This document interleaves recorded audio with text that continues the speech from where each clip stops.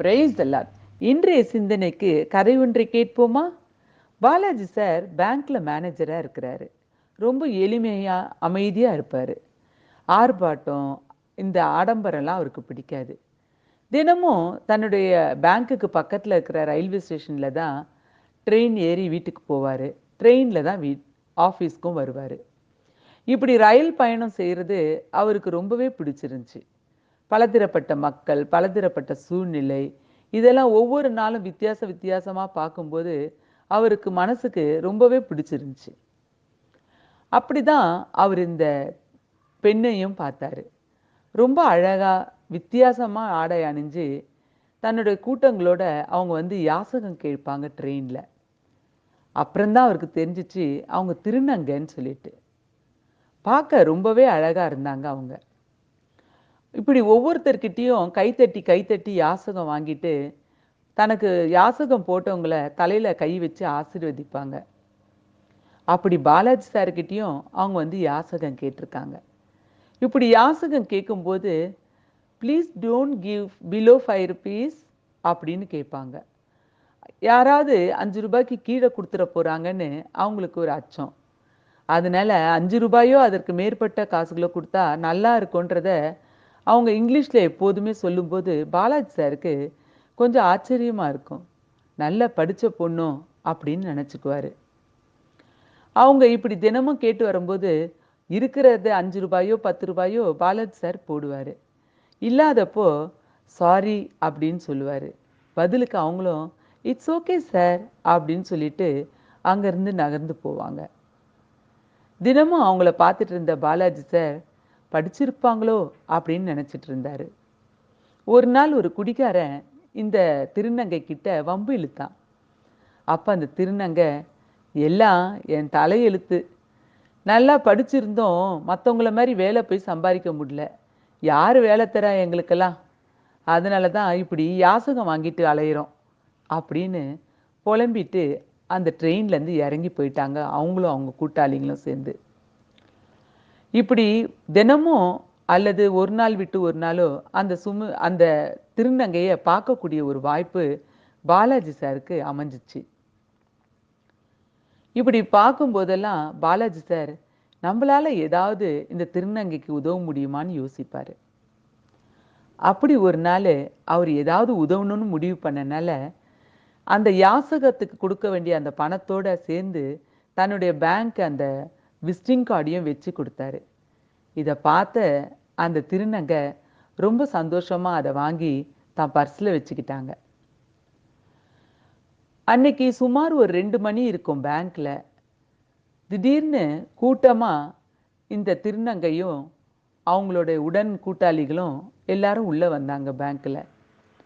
Sir, manager room எங்க இருக்கு அப்படின்னு அந்த திருநங்கை கேட்டாங்க. உடனே எல்லாரும் மேனேஜர் ரூமை கையை காட்டினாங்க. உள்ள இருந்துக்கிட்டு வெளியே என்ன நடக்குதுன்னு பார்த்துட்டு இருந்த பாலாஜி சார் அந்த திருநங்கையும் அவங்களோட கூட்டாளிகளும் வரதை பார்த்துட்டாரு. கதவு கிட்ட வந்த அந்த திருநங்கை கதவு தட்டி, sir May I come in அப்படின்னு கேட்டாங்க. பதிலுக்கு உள்ள இருந்த Balaji sir yes come in அப்படின்னு சொல்லிட்டு வந்து அவங்கள உட்கார வச்சாரு. சொல்லுங்கம்மா, நீங்க படிச்சிருக்கீங்களா அப்படின்னு எடுத்த உடனே விஷயத்துக்கு வந்தாரு பாலாஜி சார். அவங்களும் ஆமாம் சார், பிகாம் படிச்சிருக்கேன், இப்போ எம்காம் கரஸில் பண்ணிட்டு இருக்கேன் அப்படின்னு சொன்னாங்க. உங்க பேர் என்னம்மா அப்படின்னு கேட்டாரு. என் பேர் சுமதி சார் அப்படின்னு சொன்னாங்க. இவங்களாம் அப்படின்னு கேட்டாரு. இவங்களாம் என் கூட தங்கியிருக்கோங்க சார். என்ன பண்ணுறது, என்னோட பேச்சுலர் டிகிரி படிக்கிற வரைக்கும் நான் குடும்பத்தோடு தான் சார் இருந்தேன்.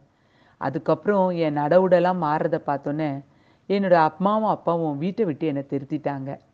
அப்போ இவங்களாம் தான் சார் எனக்கு அடைக்கலம் கொடுத்தாங்க. அதோட இவங்களோட தான் நான் தங்கி இருக்கிறேன்.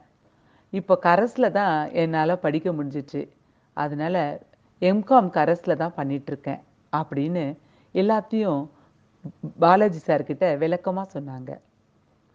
இதை கேட்ட பாலாஜி சார், அப்படியா, சரிம்மா, உங்களுக்காக கவர்மெண்ட்டில் பேங்க்லேயும் சில வசதிகள் இருக்குது, அதெல்லாம் உங்களுக்கு தெரியுமா அப்படின்னு கேட்டார்.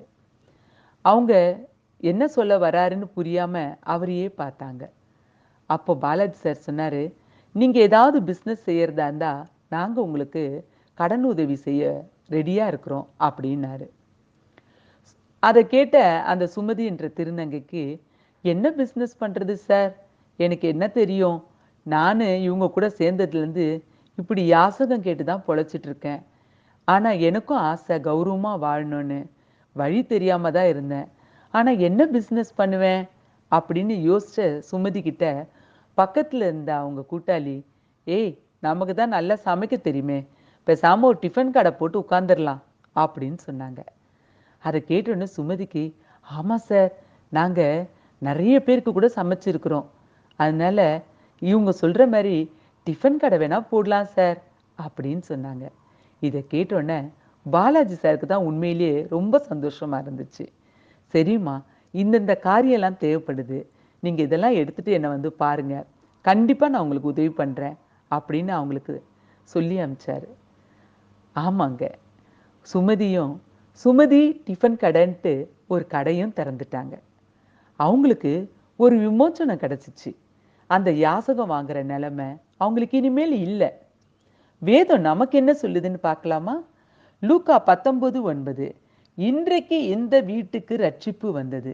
ஆமாங்க. உங்களுக்கு மட்டும் இல்ல, எனக்கு மட்டும் இல்ல. நம்ம குடும்பத்துக்கே இன்னைக்கு ஒரு ரட்சிப்பு, பாதுகாப்பு கிடைக்க போகுதுங்க. நமக்கு நியாயமான முறையில என்னெல்லாம் கிடைக்கணுமோ அதையெல்லாம் இன்று முதல் தரத்துக்கு இயேசு கிறிஸ்து ரெடியா இருக்காரு. நீங்க ரெடியா இருக்கீங்களா அதை ரிசீவ் பண்றதுக்கு? God bless you all.